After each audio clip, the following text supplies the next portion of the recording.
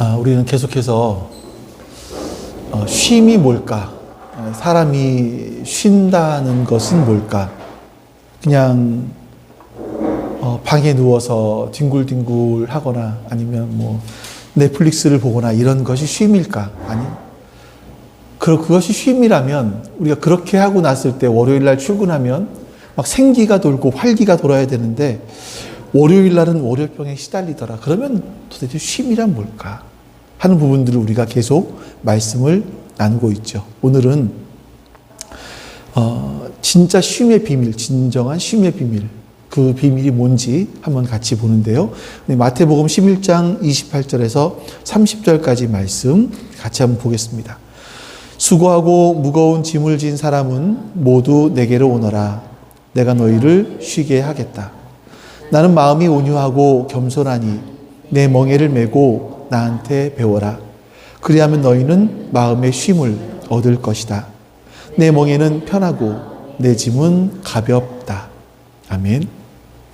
우리가 그 세번역 성경으로 봐서 개역 성경에는 좀 다르죠.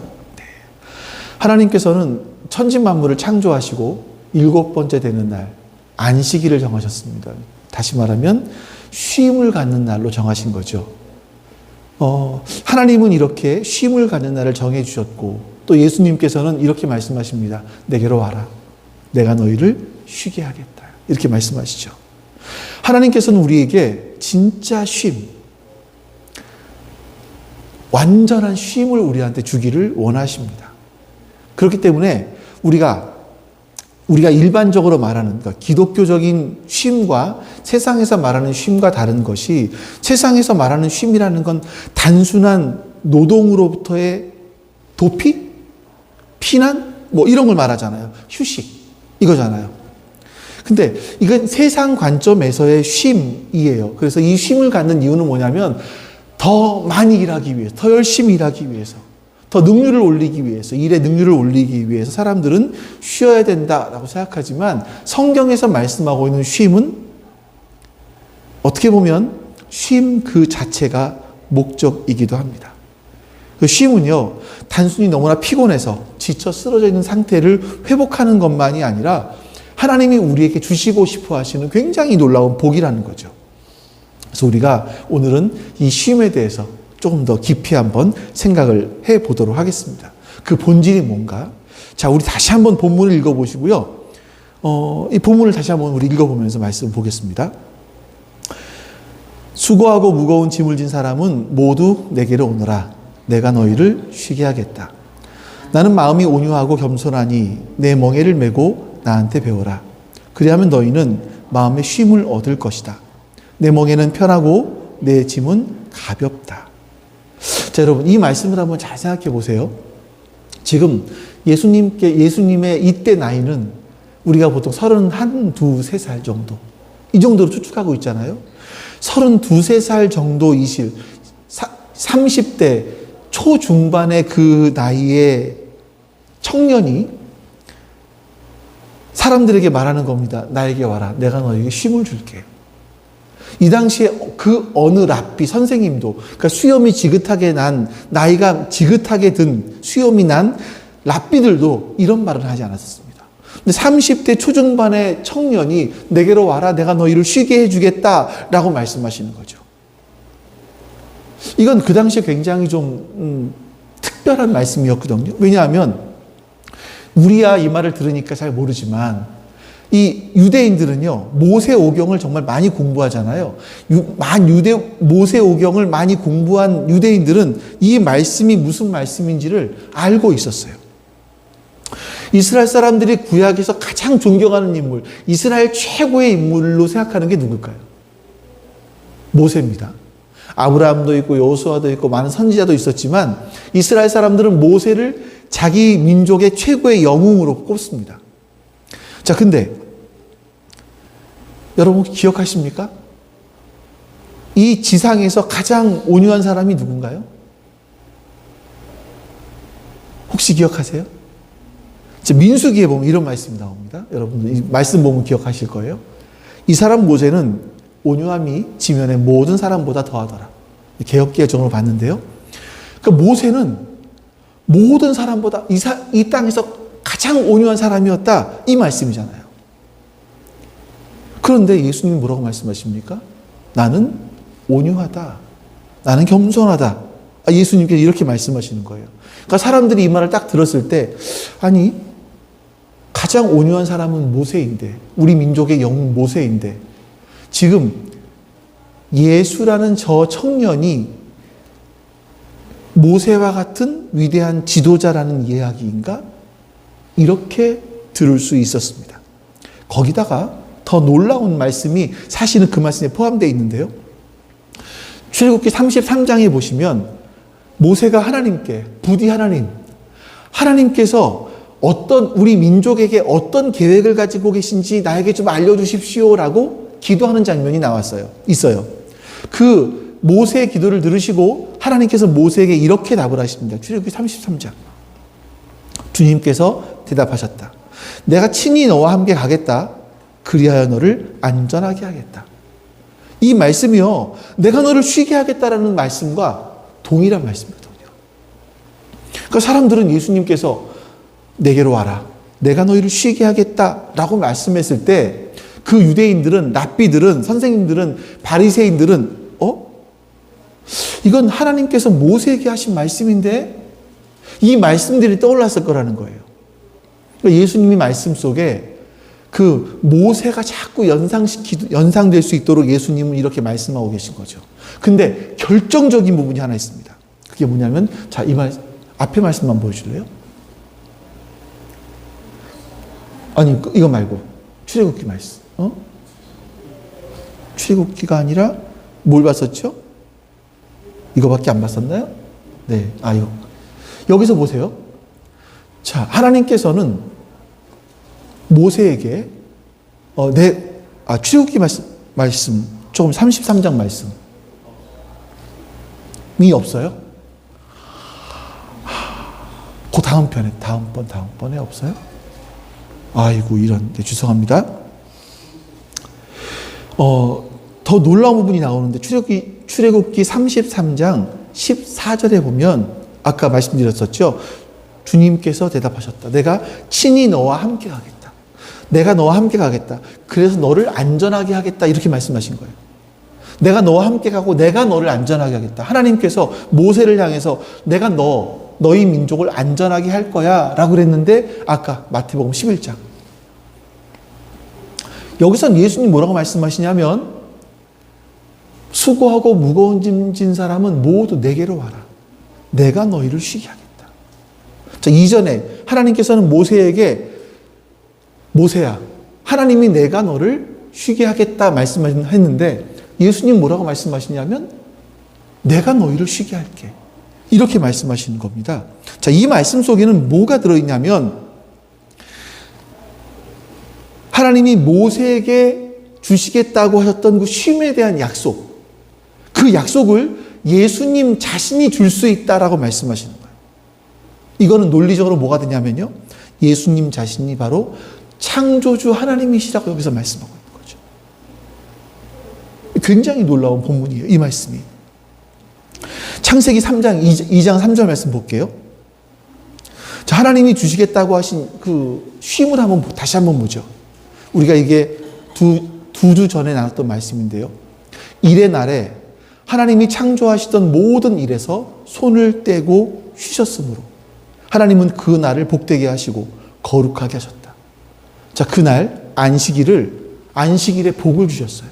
그러니까 마치 하나님은요, 이 안식일이 어떤 사람인 것처럼 하시면서 그 날에 복을 주시고요, 그 날을 거룩하게 하셨어요.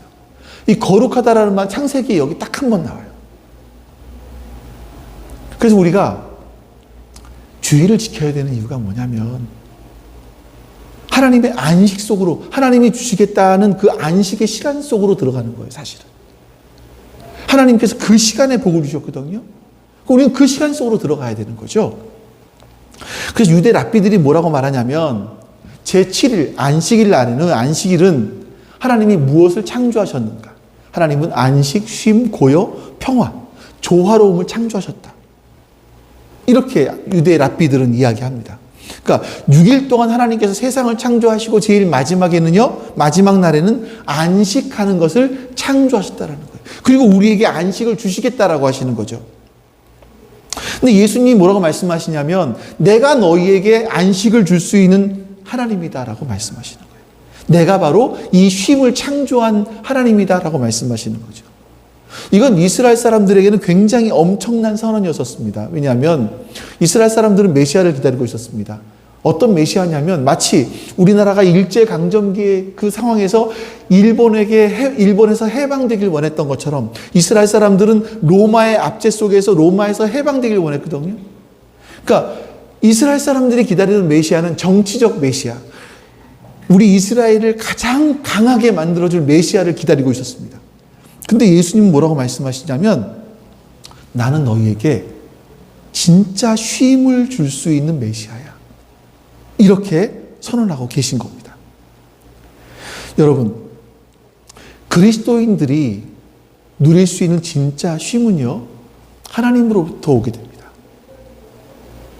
우리 그리스도인들은 하나님을 믿는 사람들이기 때문에 진짜 쉼을 누릴 수 있어요.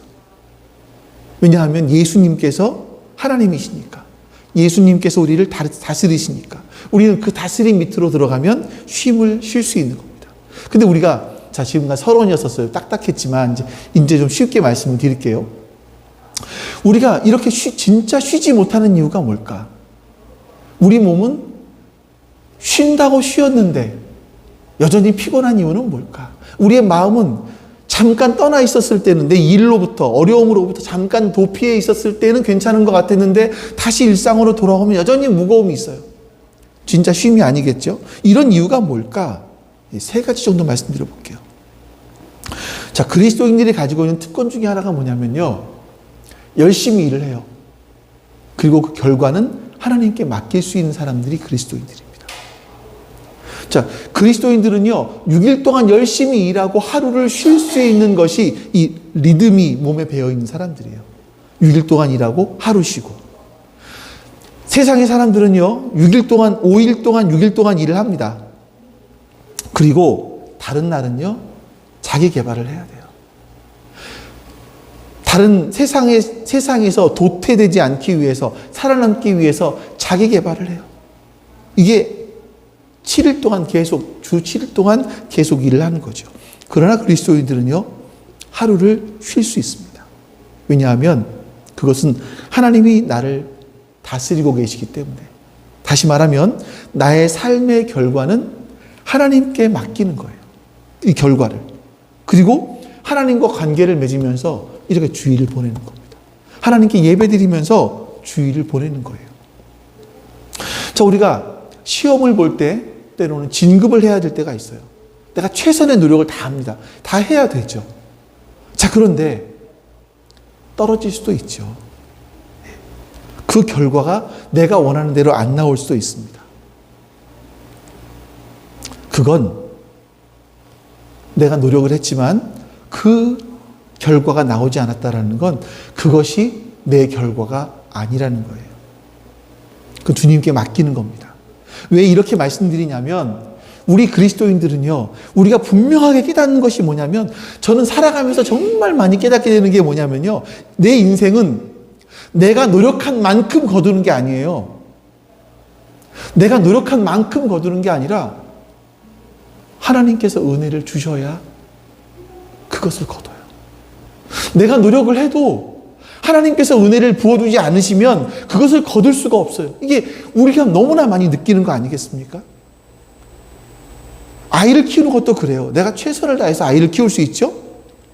그러면 최선을 다해서 아이를 키우면 우리 집사님들이 안 나왔는데, 내가 최선을 다해 노력하면 아이를 잘 키울 수 있을까요? 내가 원하는 대로? 안 되죠.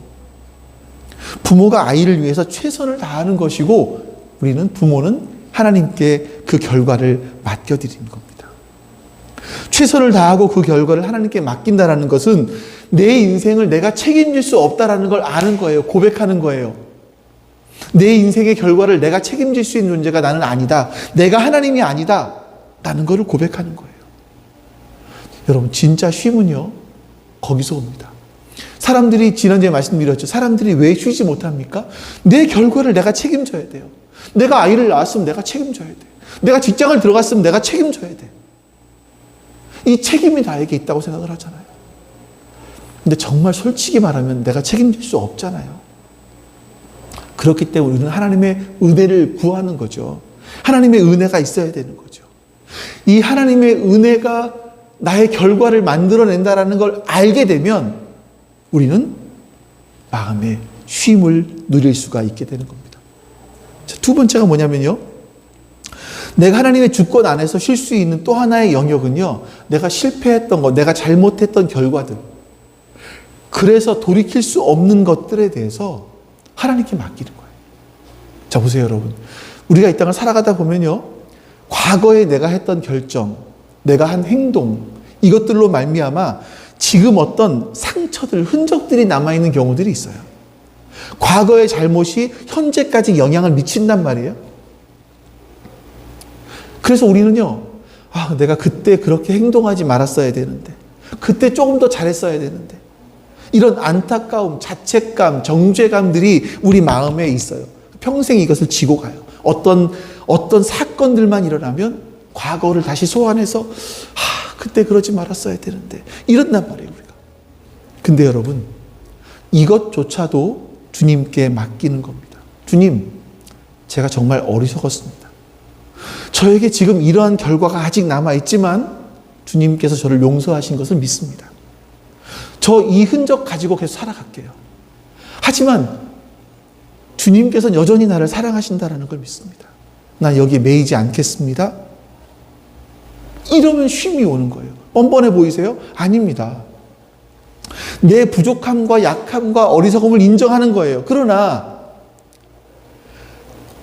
내가 부족하고 약하고 어리석었지만 나는 무가치한 존재가 아니에요. 내가 쓸모없는 존재가 아니라는 거죠. 난 실패했지만, 실패한 과거가 있었지만 주님께서 그것을 선으로 바꾸어서 여전히 나를 사랑하시고 나를 이끌어 가신다는 것을 믿고 의지하는 거예요. 이게 하나님의 주권 밑에 살아가는 사람들의 특징입니다. 우리 인생에서 그때 내가 잘했으면 하는 회한이 남는 일들이 수없이 많지만 나는 거기에 매여서 평생 살지 않겠습니다. 이거 다 지나간 일이에요. 흘려보내시는 거예요. 그리고 지금은 앞을 바라보면서 하나님의 은혜 속에 살아가는 겁니다. 그러나 완전히 잊어버리지는 마십시오. 그것도 나거든요. 실패한 것도 나거든요. 하지만 그런 실패한 나도 받아주시는 그 하나님을 믿고 그 하나님의 주권 아래서 살아가는 거죠. 그래야 되는 거죠. 세 번째가 뭐냐면요. 나의 삶에 있어서 현재 있는 고통과 이 불확실한 미래, 이것 때문에 쉬지 못하게 됩니다. 현재 어떤 고통스러운 일이 있을 수 있어요. 우리 삶 가운데. 내 한 인생 가운데 풀리지 않는 문제가 있을 수 있고, 자녀의 문제일 수도 있고, 건강의 문제일 수도 있습니다. 아니면 직장, 사업의 문제일 수도 있어요. 이 안 풀리는 문제를 이걸 내가 해결해야 돼요. 쉴 수가 없죠. 안 풀리는 문제에 있어서 내가 할 수 있는 것은요, 그냥 그것을 해결해 보기 위해서 최선을 다하는 것밖에 없습니다. 그리고 그 다음에 결과는 하나님께 맡기는 거예요.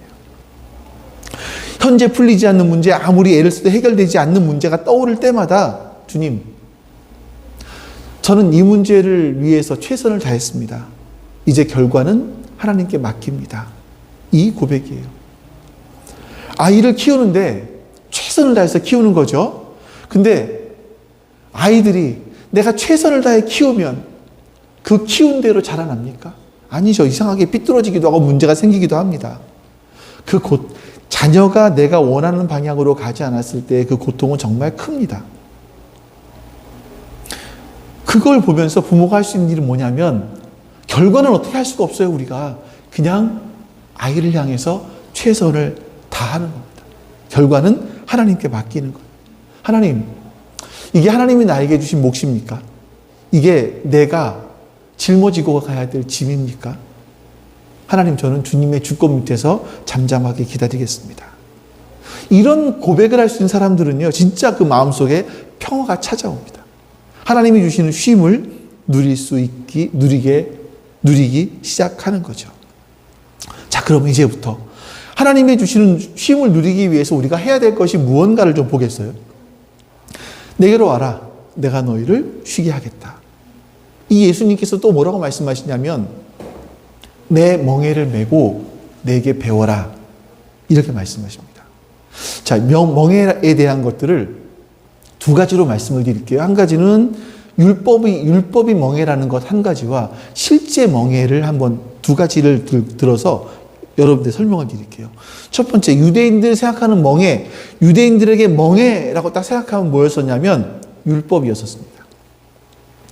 유대인들은요, 그러니까 토라, 이 모세 오경을 자신들의 멍에라고 생각을 했었습니다. 사실 모세 오경이라는 게 뭐냐면 하나님이 어떤 분이신지, 어떤 성품을 가지고 계시고 어떤 목적을 가지고 계시고 어떻게 일을 하시는지, 또 하나님께서 우리 인간들에게 원하시는 인간의 모습은 무엇인지, 우리 인간들이 어떻게 살기 원하시는 것, 하시는지가 기록되어 있는 책이에요. 그래서 유대인들은 너무나 이 토라, 모세오경을 중요하게 생각했습니다. 그래서 뭐라고 말하냐면 우리는 이 하나님이 주신 토라를 짊어지고 살아가는 특별한 사람들이다. 이런 자부심이 있었단 말이에요. 근데 거기다가 이제 바리새인들이요, 이 중요한 토라를 어떻게 하면 잘 지킬 수 있을까 세부 매뉴얼을 만듭니다. 예를 들어 지금 같은 경우는 엘리베이터를 올라갈 때 버튼을 누르면 안 돼요. 또 우리가 안식일을 그 사람 안식일이니까요. 그걸 지키러 가기 위해서 차를 타고 몇 킬로미터 이상 가면 안 돼요. 예를 들어서 먹을 때는 뭘 먹으면 안 되고 이런 것들이 있어요. 이 세부적인 매뉴얼들을 만들었단 말이죠. 이것이 유대인들에게는 굉장한 멍에였었습니다. 근데 예수님은 말씀하시는 거죠. 내게로 와라. 너희가 지고 있었던 그 토라의 멍에가 아니라 내 멍에를 메라. 이제는 내 멍에를 메라. 예수님의 멍에가 뭡니까? 하나님으로부터 떨어져 있는 인간들은 사실 하나님을 배신하면서 하나님과의 관계가 끊어져 있는 존재였었습니다. 우리 인간들은 죄라고 하는 것이 뭐냐면 하나님을 반역해서 하나님의 통치로부터 벗어난 상태잖아요. 근데 예수님께서는 그 죄의 문제를 해결하기 위해서 이 땅에 오셨고 십자가에 죽으셨습니다. 우리를 그 죄로부터 해방시키셨어요. 이 율법, 구약의 율법의 요구로부터 우리를 해방시키신 거예요. 우리가 이러이러한 것들을 해야만 하나님이 기뻐하신다, 이런 생각들을 깨부수신 거죠. 자, 근데 여러분 보세요. 오늘날 우리 그리스도인들이 이런 생각에 여전히 사로잡혀 있습니다. 어떤 것을 해야만 하나님께서 기뻐하시고 어떤 것을 해야만 하나님께서 나에게 복을 주신다, 이런 생각들을 우리는 많이 하거든요. 우리는 하나님을 기쁘시게 하기 위해서 노력할 필요가 없는 존재예요. 그러니까 이 하나님을 기쁘시기 위해서 노력한다라는 건 뭐냐면요, 종의 모습이 종은 주인을 기쁘게 하기 위해서 무언가 노력을 해야 돼요. 근데 우리는 이제 하나님의 아들이고 하나님의 딸이거든요. 하나님의 아들이고 하나님의 딸인 존재가 아버지를 위해서, 아버지를 매일같이 기쁘게 하기 위해서 뭔가 할 필요가 없다고요. 부모는 자식을 보면 그냥 기뻐요. 그냥 기뻐요. 그냥 사랑스럽죠. 그러니까 뭐냐면 자녀가 된 우리들은요, 아버지인 하나님을 기쁘게 하기 위해서 무언가 하는 것이 아니라 내가 하나님의 사랑을 받았기 때문에 그 사랑에 반응하는 거예요. 그냥 그래서 하나님을 기뻐하는 거죠. 어떤 행동을 하는 거죠. 하나님의 사랑을 받았기 때문에 하나님의 사랑을 더 받고 싶어서 열심히 애를 쓰는 거지, 그 사랑을 얻어내기 위해서 더 큰 상을 받고 더 큰 사랑을 받고 더 큰 복을 받기 위해서 노력하는 것이 아닙니다. 이게 우리가 율법으로부터 해방되었다라는 거예요. 그러니까 옛날에 토라는요, 모세오경은요, 우리가 열심히 노력하고 애를 씀으로 말미암아 하나님의 은혜도 받고 복도 받고 이런 것이었다면, 예수님의 멍에는 예수님께 맡기는 겁니다. 우리의 율법적인 사고를 넘어서서 하나님의 은혜 속에 살아가는 법을 우리가 배우는 거예요. 자, 이제 좀 더 구체적으로 말씀을 드릴게요. 이 멍에가 무언가, 왜 이렇게 말씀을 하시는가? 우리나라 멍에는 뭡니까? 소 이렇게 위에다가 한 마리가 끓잖아요, 멍에는요. 유대인의 소를 한번 볼게요. 유대인의 소는요, 2마리가 끕니다. 결이라고 표현을 해요. 유대인들의 소멍에인데, 한쪽의 멍에는 끌고 가는 소, 먼저 잘 알고 있는 소고, 또 한쪽의 멍에 들어가 있는 소는 배우는 소입니다. 배우는 걸 알려주는 소가 있고, 또 한쪽 옆에는 그것을 배우는 소가 있는 거죠. 여기서 예수님께서 내 멍에를 메라 라고 말씀하신 건요, 이게 예수님의 멍에예요. 예수님이 이쪽 한편에서 멍에를 메고 계신 겁니다. 그리고 다른 한쪽으로 들어와라. 이렇게 말씀하시는 거죠. 그래서 여러분, 내 멍에를 메라 라고 말씀하시는 건요, 예수님에 대한 신뢰, 그리고 그 예수님의 말씀에 대한 복종을 의미하는 거예요. 예수님의 멍에를 맨다라고 할 때 그 예수님의 리더십, 예수님 말씀에 순종하고 그 말씀대로 복종하겠습니다. 이런 의미가 있는 거예요. 근데 보십시오. 이 멍에를 한번 놓고 생각을 해보세요. 예수님께서 가자고 하시는 대로 따라가지 않고 자기 멋대로 가려고 애를 쓰면 어떻게 되겠습니까? 남는 건 목에 상처밖에 없어요. 예수님이 우리를 리드하시는 분이기 때문에 예수님이 훨씬 힘이 세시거든요. 우리가 예수님을 마음대로 끌고 갈 수 없습니다. 예수님이 가신다면 우리는 그쪽으로 따라가야 돼요. 안 따라가면 목에 상처가 생긴다. 우리가 예수님의 멍에에 순복하게 되면 거기에 평화와 안식이 오는 거예요. 어떤 일을 해요. 일을 하는 것이 우리를 힘들게 하는 것이 아니라 이게 우리에게 쉼을 준다니까요. 이때는요, 여러분, 예수님의 멍에를 함께 지고 가면 살짝 농땡이를 펴도 돼요. 왜냐하면 예수님이 힘이 세니까. 예수님이 우리를 이끌고 가시다 보면요, 밭이 갈려요. 예. 예수님이 나보다 힘이 세시니까 이걸 이끌고 가시는 거예요. 나는 그냥 목만 걸치고 가도 될 때가 있어요. 물론 나중에는 우리도 힘을 써야겠지만요, 이게 우리가 하나님께서 말씀하시는 쉼은, 예수님 말씀하시는 쉼은 이렇게 다른 거예요. 집에 널브러져 있는 게 아니에요. 모든 일을 내 일로부터 도피하는 게 쉼이 아니에요. 내가 일을 하는데 쉼이 있다니까요. 다른 거라니까요. 그래서 여러분, 신뢰와 복종이에요. 예수님을 따르는 사람들 가운데 이 멍에를 메기를 거부하면 사실은 이게 제 신뢰와 복종이라는 것을 먼저 생각하셔야 돼요. 이 멍에를 함께 메고 가길 거부하면요, 인생이 힘들어져요. 한번 이 멍에를 메면 자기 멋대로 못 삽니다. 예수님을 따라가지 않으니까 인생이 힘들고 피곤하고 지쳐요.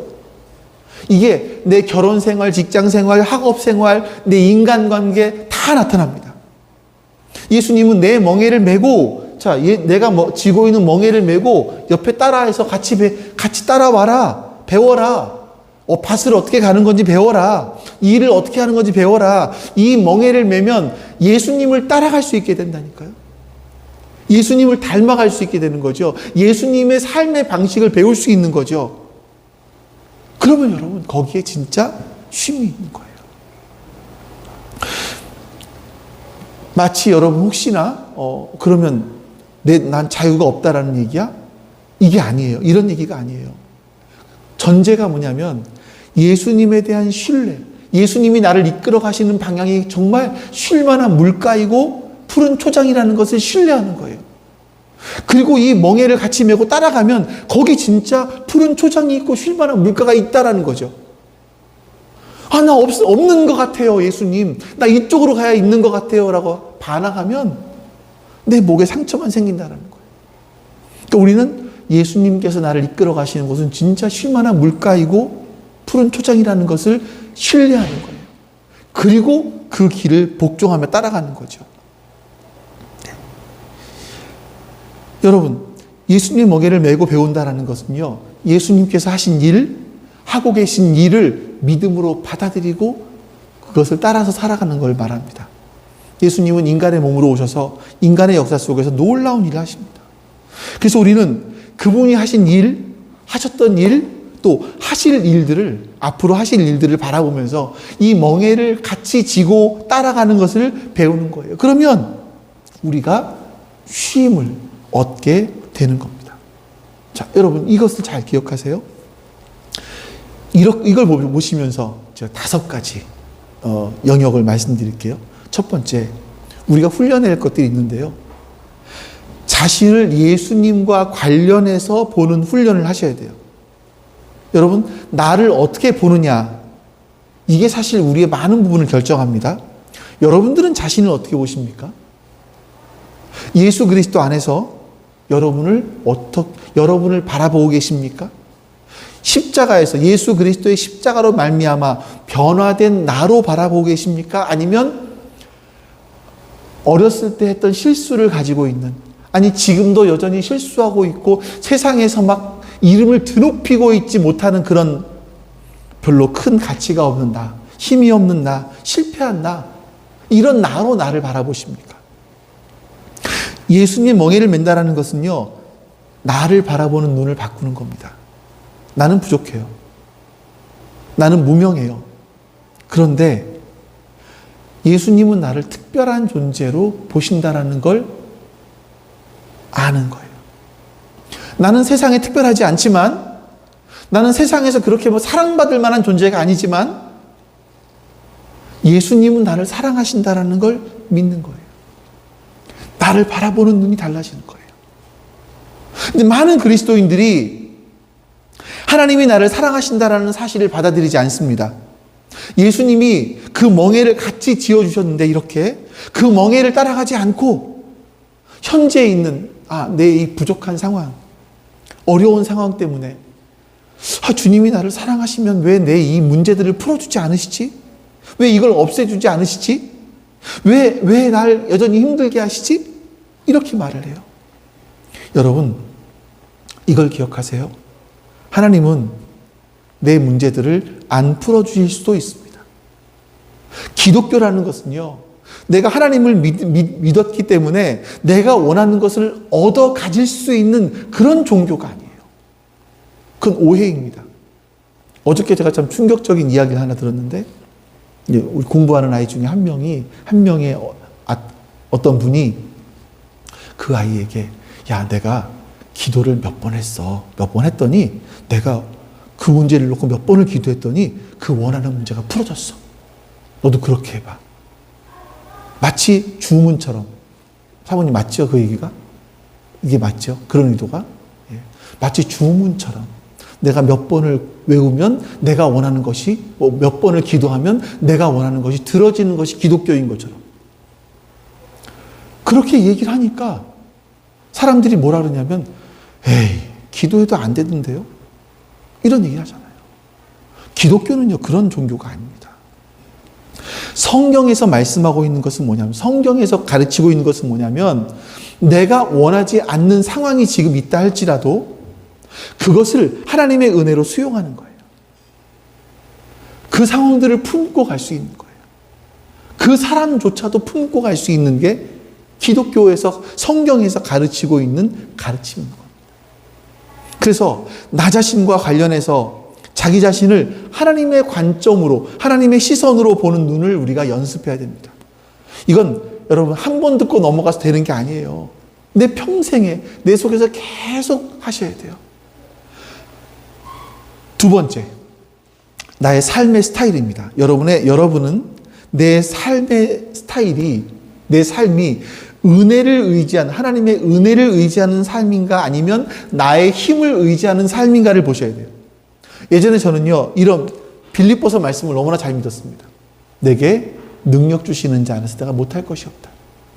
내가 최선을 다하면 하나님이 함께 하시는데 못할 게 어디 있어. 이런 생각을 했었습니다. 근데 인생을 살다 보니까 50 중반쯤까지 살다 보니까 내가 최선을 다해서 열심히 기도하며 노력해 봤지만 안 되는 게 있더라고요. 안 풀리는 문제가 있습니다. 여러분, 우리는요, 우리의 힘만으로 살아가는 것이 아니라 하나님의 은혜로 살아가는 것을 배워야 돼요. 그러지 않으면 사람들은요, 자기 몸에 힘이 너무나 많이 들어가요. 이걸 해야 되기 때문에. 몸에 힘이 많이 들어가면요, 부자연스럽습니다. 사람들은 우월감, 열등감, 여기서 왔다 갔다 하거든요. 내가 내 힘으로 세상을 살아가다 보니까 자기보다 못한 사람이 있을 때는 우월감을 느껴요. 근데 나보다 잘난 사람이 있을 때는 열등감을 느껴요. 이 우월감, 열등감 왔다 갔다. 사실 같은 거잖아요. 이러다 보니까 편하지가 않아요. 인생이 편하지가 않아요. 삶이 편하지가 않아요. 사람을 만나는 게 편하지가 않아요. 얘를 보면 우월한데 얘를 보면 열등하고, 어떡하지 도대체? 이게 우리의 모습이잖아요. 근데 나의 삶의 스타일이 내가 최선을 다하고 하나님께 맡기는 그런 은혜를 따라가는 삶을 살고 있는지, 아니면 여전히 내 힘을 의지하고 살아가는 스타일인지 생각해 보셔야 돼요. 나는 쓸데없는데 힘이 너무나 많이 들어가고 있지 않은가? 내가 그래서 부자유하지 않은가? 생각해 보셔야 돼요. 세 번째는 나의 성품입니다. 내 성품이 예수님에 의해서 길들여져 가고 있는가? 자, 옛날 같으면 내가 정말 화가 확 나면 단박에 저쪽으로 돌아서야 되는 사람이 내가 원래 제가 그렇다는 게 아니라, 근데 확 틀었더니 여기 메고 있잖아요. 이걸 메고 있잖아요. 그러니까 확 틀었는데 목에 상처가 나네. 목이 너무나 아파. 그래서 이렇게 하면 안 되는구나. 배워가는 거죠. 예수님의 멍에를 함께 메고 가다 보면 내 성격들이 달라지기 시작을 하는 거예요. 화를 버럭버럭 내는 사람들이 있어요. 근데 예수님은 화를 버럭버럭 내지 않으시잖아요. 의분을 가지시지만, 그런데 내가 화를 버럭버럭 내다 보니까 내 목만 다치는 거예요. 이렇게 하면 안 되는 거구나. 그러면서 온유함을 배우기 시작합니다. 이런 사람들이 있어요. 야, 내가 성격은 불같지만 난 뒤끝은 없잖아. 만약에 이런 사람들이, 성격이 불같은 사람들이 뒤끝까지 있어 보세요. 사람 열어 죽입니다. 그런 사람들은요. 이게 우리가 이 멍에를 매야 되는 이유 중에 한 가지가 그런 데 있어요. 온유함을 배워야 되는 거죠. 사람들이 대부분 다 열등감이나 두려움들이 있어요. 우리도 기도하면서 나의 마음속 깊은 곳을 보다 보면, 내가 이런 일에 두려워하는구나. 내가 이런 사람에 대해서 열등감이 있구나. 라는 것을 보게 되죠. 발견하게 됩니다. 이런 열등감과 두려움이 내 성품 속에 남아있단 말이에요. 그런데 예수님을 의지하기 때문에 내가 그 속에서 건강한 자신감들이 생기기 시작을 하는 겁니다. 예수님과 함께 멍에를 메었으니까 예수님이 나를 이끌고 가시기 때문에 내 속에 건강한 자신감들이 생겨나기 시작하는 거예요. 이제 내 힘을 의지하지 않고 예수님을 의지하다 보니까 이게 생기는 거죠. 그래서 우리 이렇게 말합니다. 우리 그리스도인들은요, 이건 내가 한 게 아닙니다. 내 힘으로 한 게 아닙니다. 이런 겸손함들이 거기서 묻어나올 수 있게 되는 겁니다. 네 번째는 나의 미래와 관련되어 있습니다. 예수님과 함께 멍에를 메고 예수님이 가시는 방향을 따라간다면 예수님은 나를 어딘가로 끌고 가실 거예요. 근데 예수님은 가만히 서 계시는 분이 아니거든요. 어딘가로 끌고 가실 거예요. 처음에는 안 따라가기 위해서 발버둥을 쳐보지만 그러면 그럴수록 목에 상처만 생겨요. 그래서 어느 시점이 되면 그래서 예수님께 순응하는 것이 내 미래에 가장 안전하고 가장 나답게 살 수 있는 것이고 가장 멋진 인생을 살 수 있는 것이구나라는 것을 배우는 거죠. 때로 여러분, 우리가 이러잖아요. 나와 같이 자란 내 또래의 동기는 막 앞으로 치고 나가요. 벌써 뭐 하고 벌써 어디 계급이 아니라 뭐라 그러죠? 어떤 자리에 올라가 있고 돈을 얼마나 벌었고 이런단 말이에요.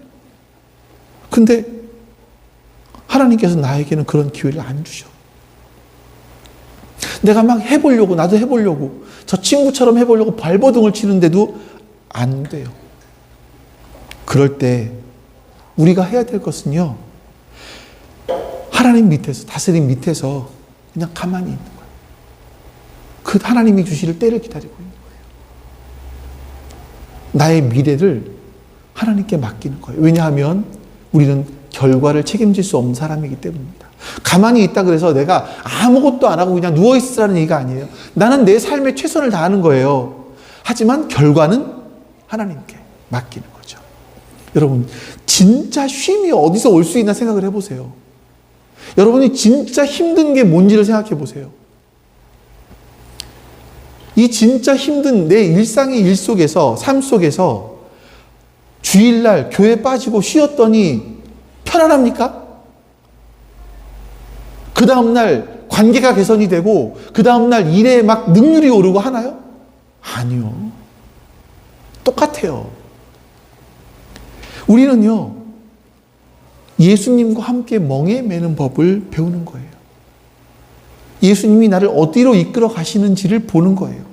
이것이 결혼의 문제이든 직장의 문제이든 진급의 문제이든 이것들을 하나님께 그 결과를 맡기는 거죠. 마지막으로 5번째는 나의 사명과 관련되어 있습니다. 하나님의 인도를 받아서 내가 평생 지고 가야 될 짐이 무엇인가? 멍에가 무엇인가? 이 사명이 무엇인가? 여러분, 이거를 알려면 예수님과 멍에를 많이 접어야 알 수 있어요. 아, 예수님이 나를 어디로 이끌어 가시는구나. 이거를 볼 수 있는 눈이 생겨야 돼요. 사명은 거기서 나오거든요. 예수님의 멍에를 매지 않으면 사명을 알 수 있는 길이 없습니다. 자, 이제 말씀 정리해 볼게요. 수고하고 무거운 짐진 자들을 부르시는 주님의 주님을 묵상하면서 예수님이 나에게 하신 일들이 무엇인가, 이거를 찾아보는 것이 지난주에 보았던 말씀이라면, 첫 번째 말씀이라면, 두 번째는 실제로 예수님께 가서 예수님과 함께 그 멍에를 메고 배우기 시작하는 거예요. 인생을 어떻게 살아가야 되는지, 그 짐을, 내 인생에 짊어지고 있는 그 짐들을 어떻게 짊어지고 가야 되는지, 그것을 배우기 시작하는 거죠. 이거는요, 현대 사회가 말하고 있는 쉼과는 다른 차원의 쉼이죠. 이거는 우리가 예배를 통해서, 기도를 통해서 배울 수 있는 거예요. 이 멍에를 매는 법을 배우는 거예요. 예배와 기도를 통해서 멍에를 매는 것을 배우게 될 때 우리는 그것을 가지고 일상을 살 수 있습니다. 그러면 일상의 삶이 내 짐이고 무거움이고 힘듦이고 나를 억누름이 아니라 편안하게 살아갈 수 있는 그런 삶이 되는 거죠. 여러분들이 하나님께서 거룩하게 구별해 놓으신 그 날, 그 시간, 그 시간에 우리가 하나님 앞에 시간을 드리고 구별해 드림으로 말미암아 우리는 쉼을 배우기 시작을 하는 겁니다. 예수님 말씀하십니다. 내게로 와라.